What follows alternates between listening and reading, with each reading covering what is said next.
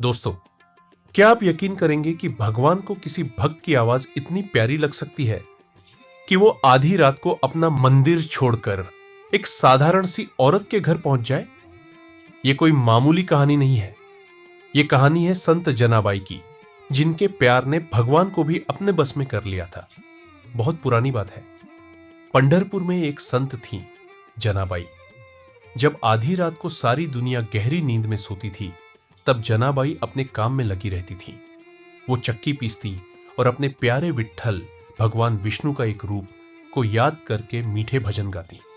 उनकी आवाज में इतना प्यार और इतनी भक्ति होती थी कि उनका गाना सीधा भगवान विट्ठल के दिल तक पहुंचता था। और जानते हैं क्या होता था? भगवान विट्ठल अपने प्यारे भक्त की आवाज सुनकर खुद को रोक नहीं पाते थे। वो आधी रात को चुपके से मंदिर से निकल जाते थे। किसी को कानो कान खबर नहीं होती थी। वो सीधे जनाबाई के आंगन में पहुंचते और बस बैठकर जनाबाई के भजन सुनते रहते। जनाबाई गाती जाती, चक्की पीसती जाती और भगवान प्यार से उन्हें देखते और सुनते रहते। एक रात जब जनाबाई भजन गाते गाते चक्की पीस रही थी, तो भगवान विट्ठल बोले, जना, मेरी प्यारी जना, ये चक्की मत चलाओ। इसकी आवाज में तुम्हारा मीठा गाना ठीक से सुनाई नहीं देता। जनाबाई ने पीछे मुड़कर देखा तो साक्षात भगवान। वो हैरान भी हुई और खुश भी। मुस्कुराई और बोली, मेरे ठाकुर, अगर चक्की नहीं पीसूंगी तो आटा कहां से आएगा? घर वाले क्या खाएंगे? तब भगवान बोले, ठीक है, अगर चक्की पीसना इतना ही जरूरी है तो लाओ, मैं भी तुम्हारे साथ चक्की पीसूंगा। और फिर वो हुआ जो किसी ने सपने में भी नहीं सोचा होगा। तीनों लोकों के मालिक भगवान विट्ठल अपने सारे कीमती गहने उतारकर एक तरफ रख दिए और अपनी भक्त जनाबाई के साथ बैठकर चक्की पीसने लगे। जनाबाई भजन गाती रहीं और भगवान प्यार से उन्हें सुनते रहे और साथ में चक्की चलाते रहे। भगवान ने अपने गहने इसलिए उतारे ताकि उनकी खनक से जनाबाई के भजन में कोई रुकावट ना आए। अब सुबह होने लगी। मंदिर में सुबह की पहली आरती, जिसे काकड़ा आरती कहते हैं, उसका समय हो गया। भगवान विट्ठल जल्दी से अपने मंदिर वापस लौटे, लेकिन वो जल्दबाजी में अपनी पीतांबरी, पीला वस्त्र वहीं भूल गए और जनाबाई की पुरानी शॉल ओढ़े हुए ही चले गए। जैसे ही मंदिर के दरवाजे खुले और आरती शुरू हुई, पुजारियों और भक्तों ने देखा, अरे, भगवान की मूर्ति पर उनके रोज वाले गहने नहीं हैं और उनके कंधों पर ये किसकी पुरानी सी शॉल है? ये तो जानी पहचानी लग रही है। वहां मौजूद संत नामदेव जी बहुत पहुंचे हुए भक्त थे।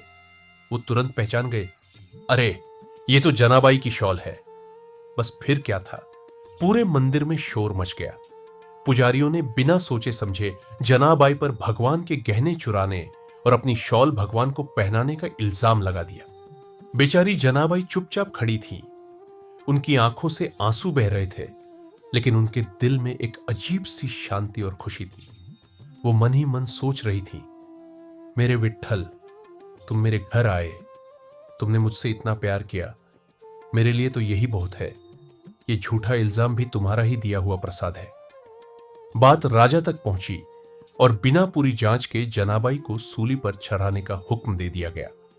जब सैनिक उन्हें सूली की तरफ ले जा रहे थे, तब जनाबाई ने आसमान की ओर देखकर भगवान से कहा, हे मेरे प्यारे विट्ठल, मुझे इस सूली पर चढ़ने से कोई दुख नहीं, पर अगर आज मुझे इस तरह सजा मिली तो कल से कोई भी भक्त डर के मारे आपके लिए अपने घर का दरवाजा नहीं खोलेगा, कोई आपसे प्यार करने की हिम्मत नहीं करेगा।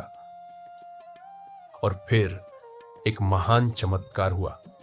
जैसे ही जनाबाई को सूली के पास ले जाया गया और उन्हें उस पर चढ़ाने की कोशिश की गई, वो लोहे की कठोर सूली पानी की तरह पिघल गई। ऐसा लगा जैसे भगवान ने खुद उसे पिघलाकर पानी बना दिया हो।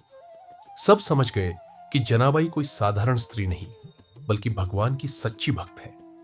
लेकिन अब जनाबाई इस दुनिया में रहने के लिए नहीं थी। उनका काम पूरा हो चुका था।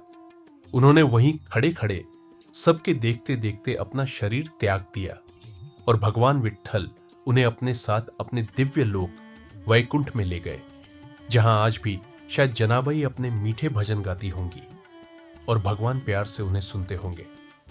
दोस्तों, भक्त और भगवान के इस अनोखे प्यार की कहानी हमें सिखाती है कि जहां सच्चा प्यार और सच्ची भक्ति होती है, वहां भगवान खुद चले आते हैं।